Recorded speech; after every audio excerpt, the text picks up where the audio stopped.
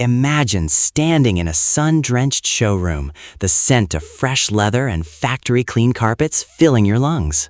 To your brain, this isn't just a machine. It is a trophy, a tangible signal that your hard work has finally paid off. But beneath that intoxicating new car smell lies a silent financial predator that is designed to eat your future wealth.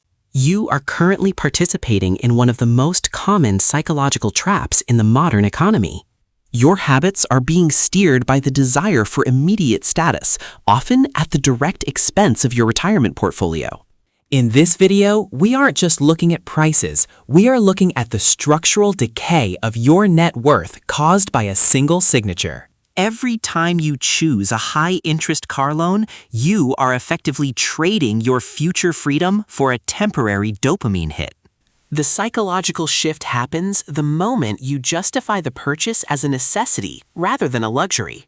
We often focus on the monthly payment, a small number that feels manageable in our daily budget. But the system is designed to keep you focused on that small number while ignoring the massive total cost of ownership. Your brain is wired to seek instant gratification, a relic of our evolutionary past that serves us poorly in a capitalist world.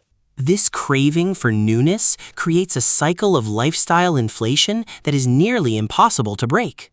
You might feel like you are moving forward, but mathematically you are running on a treadmill that is slowly tilting uphill. The car is the ultimate depreciating asset, yet it is often the second largest purchase a person ever makes. Wealth is not what you drive. Wealth is the options you have because of what you didn't buy. By the end of this analysis, you will see your car not as a vehicle, but as a hole in your financial bucket. We need to strip away the marketing and look at the cold, hard reality of the numbers. Your lifestyle choices today are the blueprints for your financial state 10 years from now. Are you building a fortress of wealth or a museum of expensive machinery? Let's start by looking at the most painful math you will ever encounter: depreciation. The moment you drive that car off the lot, it loses roughly 10% of its value instantly. Imagine taking $4,000 in cash and simply setting it on fire as you exit the dealership gates. By the end of the first year, that car has likely lost 20% to 30% of what you paid for it.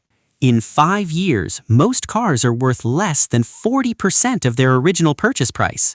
But the loss isn't just the price tag, it's the opportunity cost, the most powerful concept in finance. If you invested that $500 monthly car payment into an index fund instead, the math becomes staggering. Over 30 years, at a 7% average return, that $500 monthly payment grows to over $600,000. You aren't just buying a $40,000 car, you are potentially spending a $600,000 retirement. This is how compound interest works against you when it's tied to a depreciating asset. Every dollar you spend on interest for a car loan is a dollar that could have been earning interest for you. Consider the cost of insurance, which is significantly higher for a brand new vehicle. Add in the taxes, registration fees, and the requirement for premium maintenance to keep the warranty valid.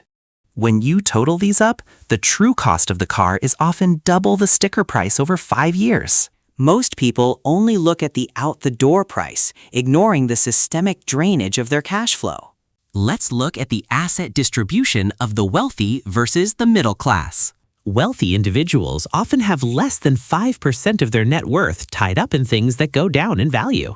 The middle class, however, often has 30 to 50% of their net worth in vehicles and consumer goods. This is a fundamental error in capital allocation. Capital should be used to acquire assets that produce more capital, not assets that consume it. When you buy a new car, you are hiring your money to work for the car manufacturer, not for you. Every mile you drive reduces your net worth by a few cents in real time. Think of your car as a decaying battery. It starts at 100% and slowly drains to zero over its life. Meanwhile, your investments should be a solar panel, capturing energy and storing it for the future. The math is undeniable. A new car is a liability masquerading as an achievement. But if the math is so bad, why do we keep doing it? The answer lies in our cognitive biases. The first bias is anchoring.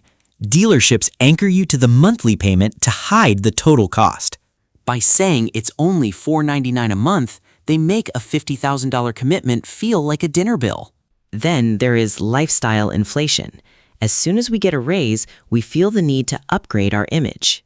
We look at our peers and use their spending as a benchmark for our own success. This is social proof gone wrong. Just because everyone else has a car loan doesn't mean it's a good idea. We are also victims of the hedonic treadmill. The joy of the new car fades within months, leaving only the debt. Once the novelty wears off, you are left with a massive monthly bill for a machine you now take for granted. The halo effect makes us believe that a new car will improve our dating life or career prospects. In reality, most people are too busy thinking about their own status to care about yours. We also suffer from sunk cost fallacy. We keep an expensive car because we've already paid so much for it. We fear the loss of what we have more than we value the potential of what we could gain. Consider confirmation bias. You only look at the positive reviews and ignore the reliability issues. The car industry spends billions on advertising to ensure these biases stay active in your mind. They sell you a feeling of freedom while literally shackling you to a multi-year payment plan. When you buy a car on credit, you are essentially stealing from your future self to impress strangers today. The Diderot effect suggests that one new purchase leads to a spiral of others: new car, new accessories, new lifestyle. You start buying premium gas, more expensive car washes, and better insurance. The car becomes the center of a new, more expensive world that you must now maintain. This is why many people who earn six figures still live paycheck to paycheck. They are big hat, no cattle. They have the appearance of wealth without the actual substance. To break this cycle, we must look at case studies of those who chose a different path. Meet Person A, who buys a new $40,000 car every 5 years, always with a loan. Meet Person B, who buys a 3-year-old used car for $20,000 and drives it for 10 years. Person B invests the difference in price and the lack of monthly payments into a simple index fund. After 20 years, Person A has spent over $160,000 on cars and has almost no equity to show for it. Person B, after 20 years, has a net worth that is hundreds of thousands of dollars higher.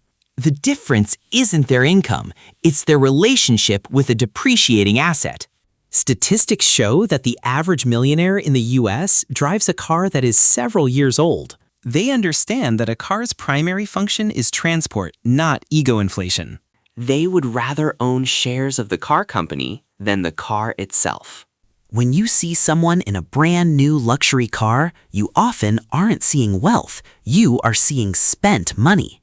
Real wealth is the money that hasn't been spent yet. Let's look at the cost per mile metric. A new car might cost you $1.50 per mile to operate. A reliable used car might cost only 40 cents per mile. Over a lifetime of driving, this difference can amount to $1 million gap in your retirement nest egg.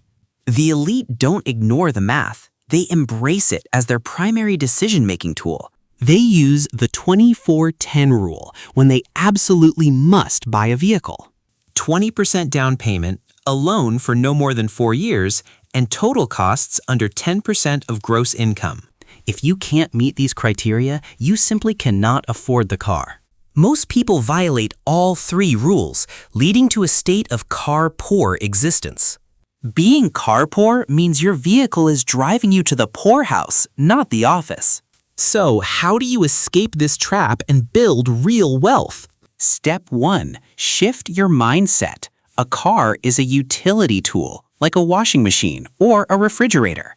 Step 2. Buy used. Let someone else pay for the initial 30% depreciation hit. Step 3. Pay in cash if possible. If you have to borrow, you likely can't afford it. Step 4. Drive it until the wheels fall off. The most profitable years of car ownership are years 6 through 12. Step 5. Automate your savings. Once a car is paid off, keep paying that same amount into your investment account. This turns a recurring expense into a recurring wealth-building machine. Step 6. Ignore the critics. Your friends may laugh at your 8-year-old car, but they won't laugh at your bank balance. Wealth is silent. Richness is loud. Choose to be wealthy, not just look rich. Mindful spending is the cornerstone of financial independence. Every time you swipe your card, you are voting for the kind of future you want to have. Do you want a future of debt and anxiety, or a future of security and peace?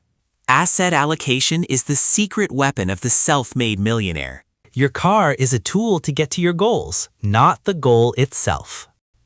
If your car costs more than your annual retirement contributions, your priorities are inverted.